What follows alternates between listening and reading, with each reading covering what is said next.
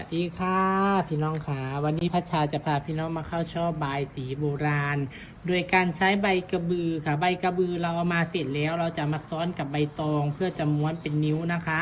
เป็นอย่างจังเอามาซ้อนกับใบตองพัชชาซ้อนกับใบตองหนึ่งเลยทำให้นิ้วของใบสีของเราแข็งแรง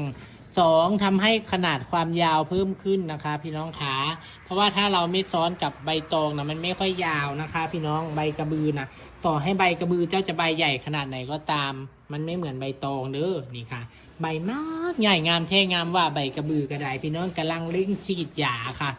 ฉีดยาเร่งยอดเร่งใบหลังจากที่เพิ่นเป็นโรคไปนะคะเป็นโรครานี่ค่ะวางใส่เข้าไปอย่างนี้ค่ะเวลาวางเนี่ยเห็นบ่ให้ใบกระบือเลยออกมาหน่อยนึงแล้วก็ม้วนนะคะม้วนเข้าไปเลยเราจะม้วนเป็นนิ้วโบราณนี่แหละค่ะเพราะว่าวันนี้พัชชาจะพาเข้าแบบช่อโบราณจ๋า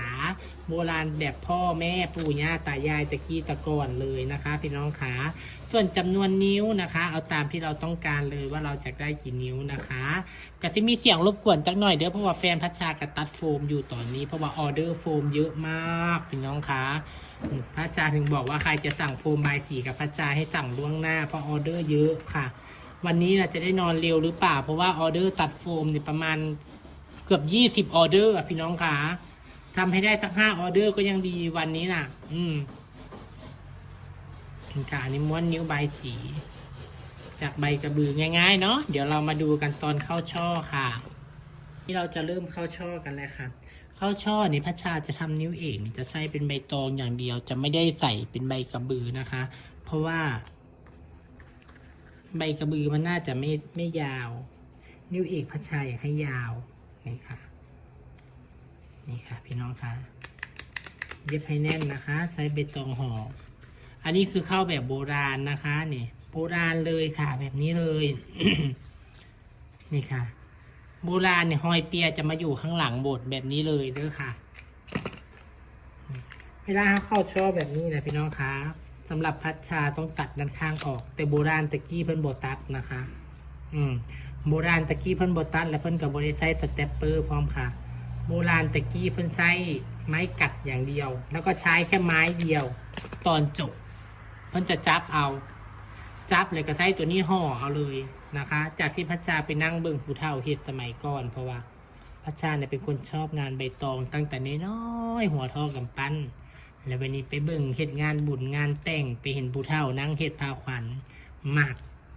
ด้วยความที่หมักกับเนมจ้องแล้วก็ขึ้นนำว่าเขาเฮ็ดแนวได้เขาเฮ็ดแนวใดคือมางามแท้เนาะว่าซานกราบมาเฮือนกับมาจีกตองกล้วยน้ำว้าเนี่ยลองเฮ็ดเบิ่งพี่น้องคะลองเฮ็ดเบิ่งเฮ็ดไปเฮ็ดมามันก็งามได้ละบัดนี้พี่น้องมันก็งามโอ้ผู้เฒ่าเพิ่นเฮ็ดแนวนี้เนาะว่าซั่นบ่ได้มีครูบาอาจารย์เลยเบิ่งเอาอย่างเดียวครับพี่น้องคะแล้วก็ชอบโบราณนี่ค่ะพี่น้องคะอย่าให้นิ้วที่หลายเด้อบ่งาม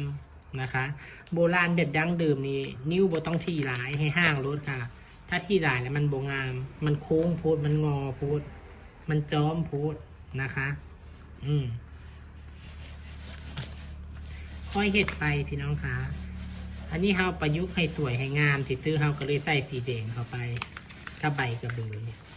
ใครสนใจสเตปเปอร์สั่งได้เด้อไซส์ดีแท้ไซส์ดีว่าสเตปเปอร์ปากว้างค่ะพี่น้องค่ะใส่ลูกได้2 แถวค่ะย้ำว่าเป็นสเตปเปอร์เล็กไม่ใช่สเตปเปอร์ใหญ่แต่ว่าเพิ่นไซส์ดีไซส์ทนแล้วก็ใส่ลูกได้2 แถวใครสนใจก็โทรมาเบอร์0936934184เบอร์พัชชาโทรเบอร์รถพี่น้องได้ของแน่นอนทักแชทบางเทื่ออาจจะหลงลืมหรือว่าแชทตกหล่นกับบ่ได้นะคะพี่น้องค่ะอันนี้ว่าเรื่องจริงเห็นบอกเวลาพัชชาเข้าช่อพัชชาก็จะบ่เข้าที่ปานใดค่ะมันจะแตกต่างกันกับนิ้วประยุกต์นะนิ้วประยุกต์เราต้องเข้าที่ถึงจะสวยแต่โบราณดั้งเดิมเนี่ยเข้าห่างไปเลยแต่นิ้วก็จะบ่ยาวปานใดเพราะว่ามันบ่แม่นใบตองเนาะมันเป็นใบกระบือค่ะนะนิ้วมันก็เลยสิบ่ปานใดพี่น้องคะนี่ค่ะเขาก็เข้าไปเรื่อยๆถ้าใบตองเพิ่นผู้หรือเพิ่นเลยออกมาเขาก็ตัดออกมันจะได้สวย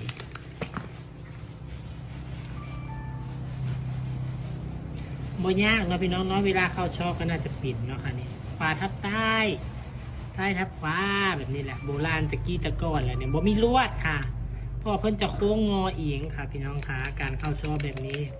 บัดนี้ใบตองมันสั้นที่เท่าใดพัชชาใบตองมันสั้นใบตองมันสั้นกับจีกตองนี่มาแล้วก็พับทุกฉีกนี่ออกหน่อยนึงให้พอดีแล้วก็วางลงไป มันจะเข้าช่อง่ายคอมเมนต์เจ้าโบโต้ตรงมันสิเข้าโซ่ยากมันบ่เป็นอย่างดอกนี่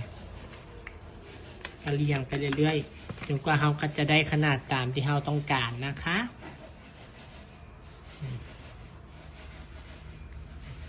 นี่ค่ะ